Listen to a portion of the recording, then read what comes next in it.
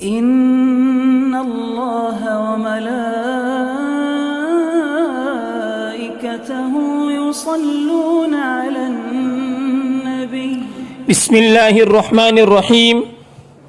محمد فیروز پالنپوری پوچھتے ہیں کہ حالت احرام میں غسل واجب ہو جائے تو کیا حاجی پر دم واجب ہوگا یا نہیں؟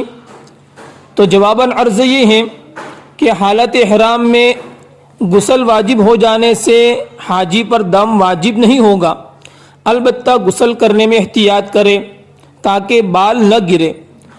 اگر احتیاط کرنے کے باوجود بھی بال گر جائے تو 3 بالوں تک 1 مٹھی گیہوں یا اس کی قیمت صدقہ کر دے، اور اگر 3 بال سے زائد بال گر جائے تو صدقے فطر کی مقدار صدقہ کرے، یعنی تقریباً 1.25 کلو گیہوں یا اس کی قیمت صدقہ کر دے۔